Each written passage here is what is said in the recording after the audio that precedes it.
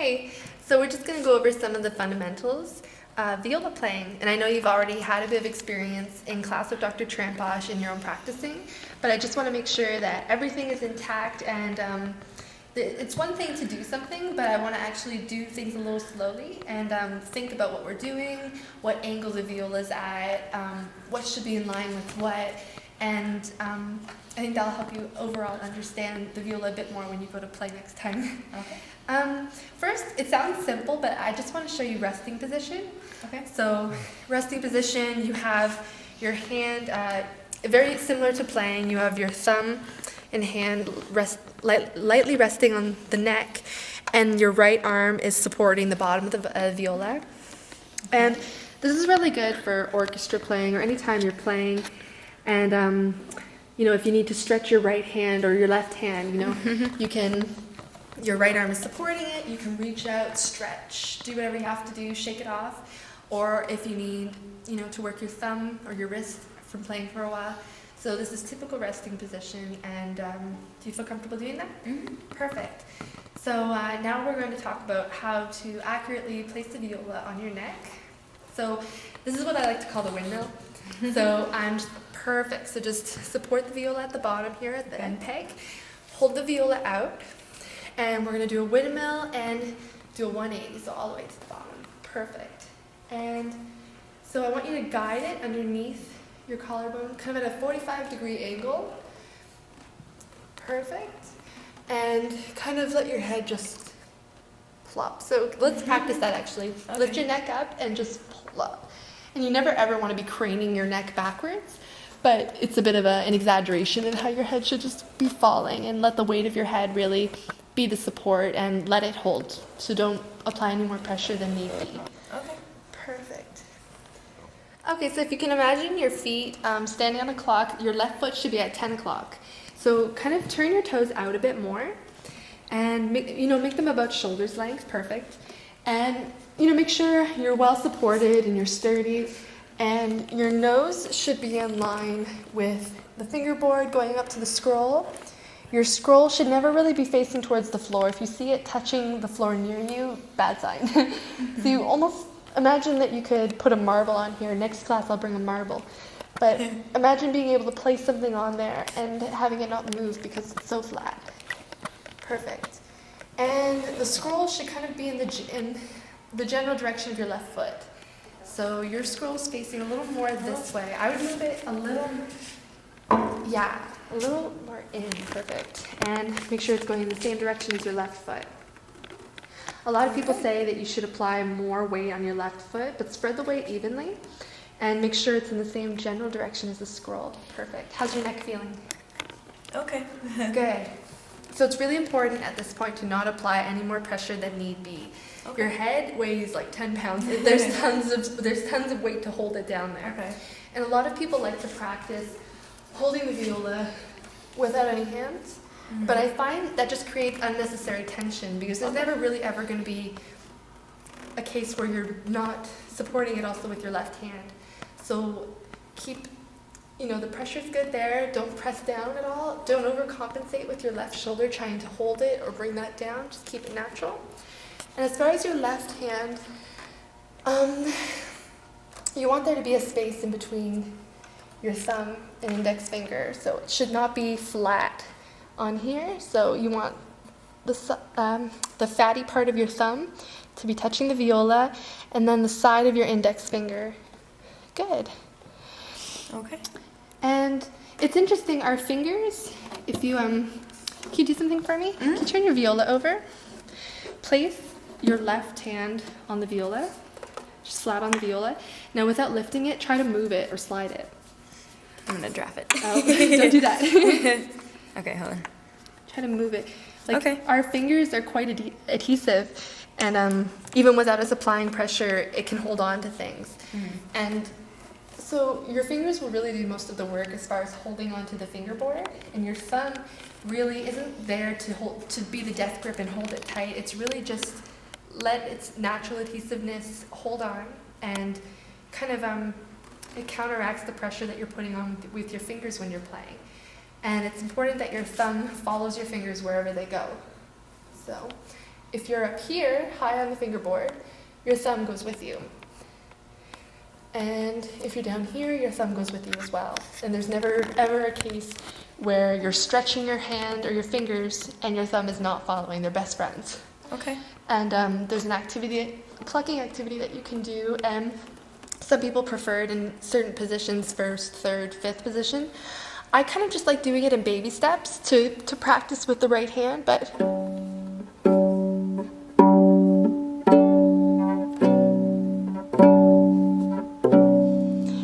As you can see, when I got higher up on the fingerboard, my thumb followed through. And what was once here, it came and followed me. And a lot of people, especially people transitioning from a lower string instrument to a higher string instrument, have this idea that the thumb always has to stay on this side. And even violinists, for that matter, have this mentality that the thumb has to stay there. Your thumb should be, if anything, the most flexible finger, and it should go anywhere with you. Okay. So even if you're all the way up here in the stratosphere, your thumb can go all the way over here, if anything, to the side of the fingerboard if you need it. And as long as when you're going back down, it follows through. And yeah, perfect. So give the plucking exercise a try. Okay. And the idea is to keep your wrist as loose as possible, your thumb as loose as possible, and make sure it follows through when you go high. Great.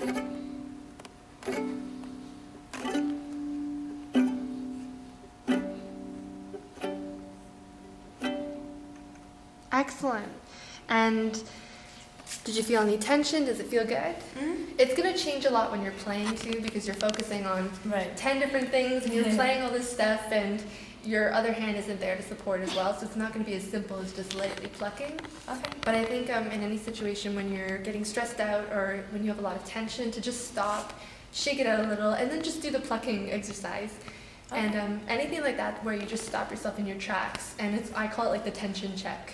Like, just freeze, where's the tension?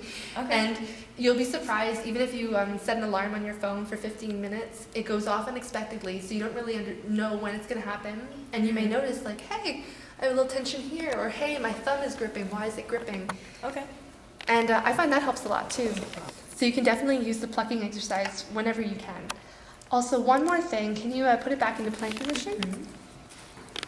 I'll have you go back in first position. Also, the space between your hand is excellent.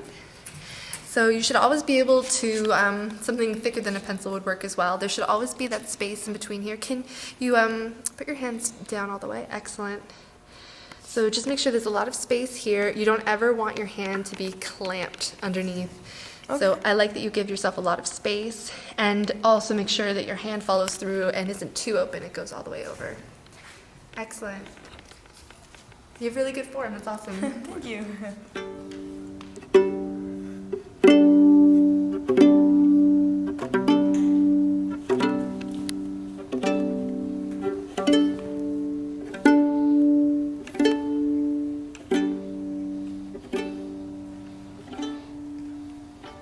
So have you ever heard of Alexander technique? A little bit, yeah. Yeah, it's a fantastic course if you ever have the opportunity to take it at Crane especially.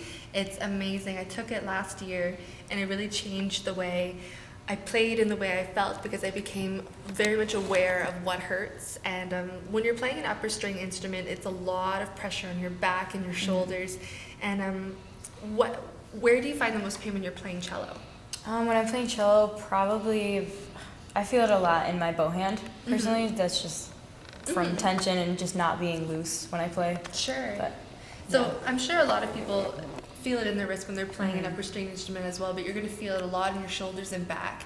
And so it's important to just not overcompensate for anything. And it's kind of funny because we're doing something so simple as putting a viola there, but it's almost like we need to add more tension somewhere to feel normal. So like we need to lift our leg up or lift our pinky, and there's no need for any of it. So as unnatural as it seems to be doing this, try to just almost accept it.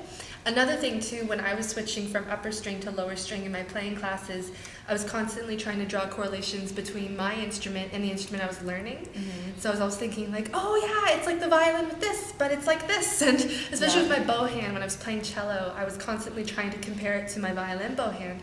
And I think the best thing to do is to try to be as much of a blank canvas as possible and try not to make all sorts of correlations and comparisons with the cello to the viola.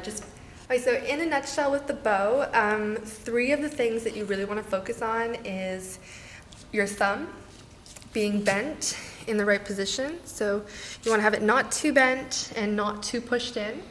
Okay. And your middle finger, you want it directly across so that it creates a circle. So you want that circle to be there. So even if you take away your bow for a minute, put your middle finger and your thumb together, you want there to be a circle.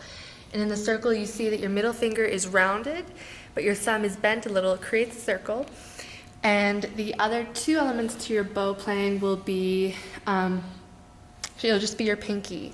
So you want your pinky right on top. So let's try putting that onto your bow. So you have your thumb first, and you place it right underneath this material here. 1, 2, 3, and your pinky sits right on the edge there.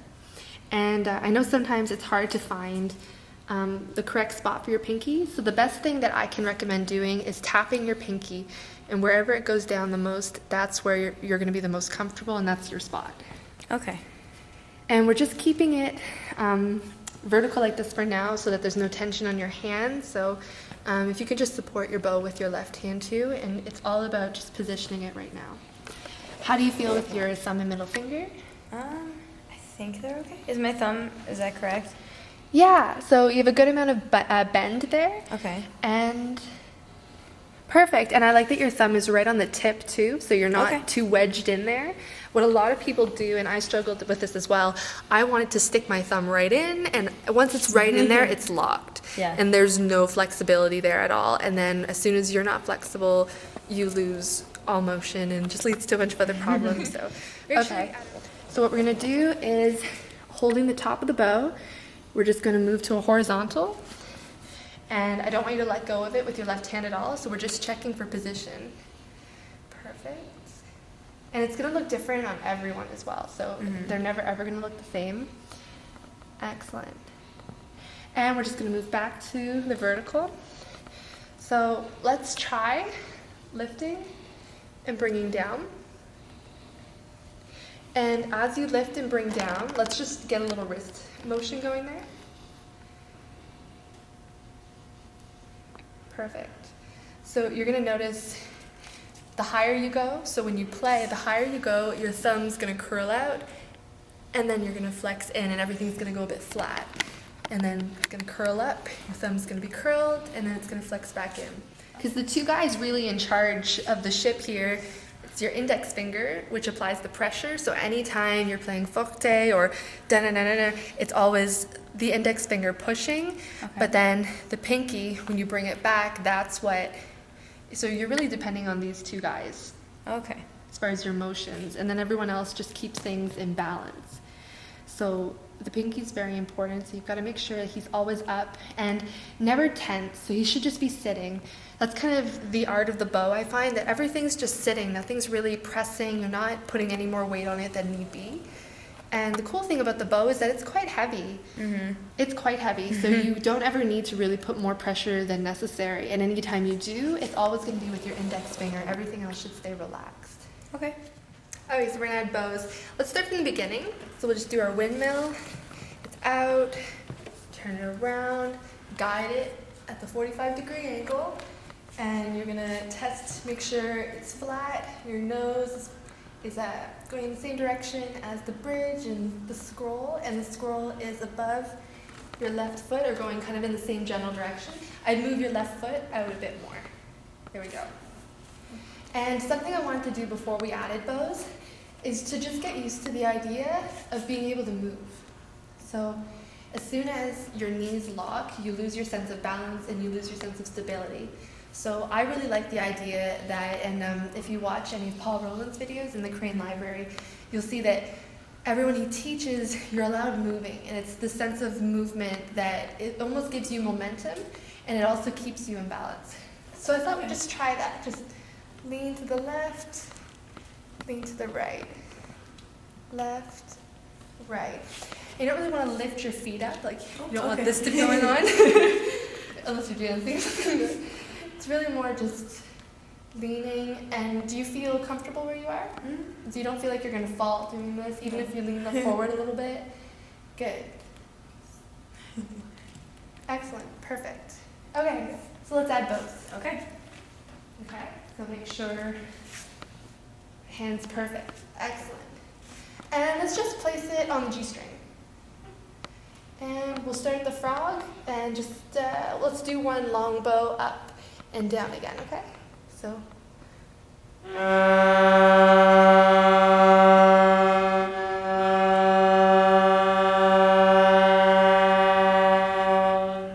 Good. Do you feel comfortable? Mm-hmm. Okay. Do you feel any tension? A little bit in my arm, but I just think that's, again, the left arm? Yeah. Oh, okay, that's interesting. Squeezing maybe. Would you mind doing some long bows? And I'm just gonna feel your shoulders. And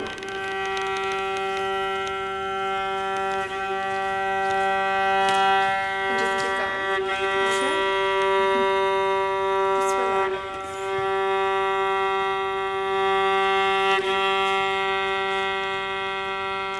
I noticed your scrolls pointing a little low, so I'd lift that up a tiny bit. And it could be as simple as readjusting where your sponge is as well. So it looks a little low, actually. A little low? Okay.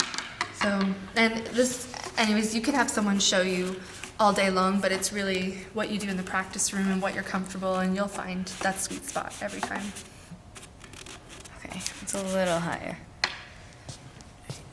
Is that comfortable? Yeah, it's a little better. Okay. And let your head naturally put the weight down, no extra pressure. And yeah, let's try that again on the G. Okay.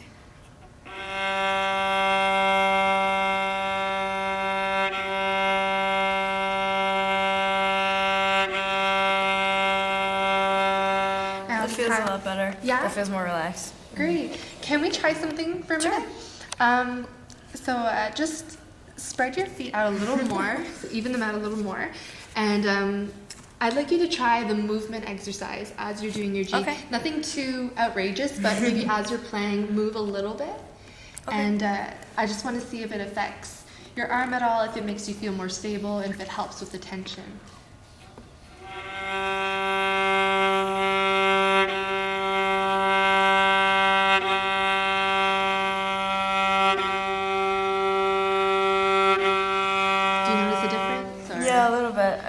I don't know, it feels looser, I guess. Yeah, so maybe not every time when you're playing, but if you ever feel that tension rising up in your left shoulder, maybe just shake it off a little and then just try moving, and it almost you're almost redirecting your attention elsewhere, and your shoulder will loosen up. Also, something else I noticed, would you mind holding up? Yeah. You want to make sure your bow is always parallel to the bridge. So I noticed your bow went a little crooked towards the end when you go to when you go to the end, I'll show you. So I think the first part of your bow was really good, but it kind of it didn't do that, but it's almost like pulling back your arm. So you want to keep your arm going out as straight as possible, and you never want to be yanking back. Okay. So everything's very straight and so.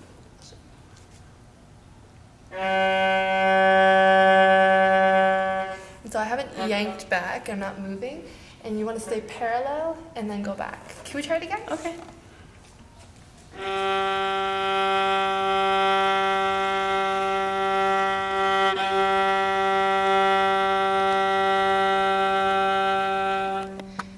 Good, and what's perfect for that is working in the mirror. So the practice rooms, they all have mirrors. So I think for the first little while, just to get used to an upper strength, watch yourself in the mirror over and over, and just keep an eye on that. But you have a really good bow hold, and your left hand looks good, and I think you're doing well. Thank you. High five.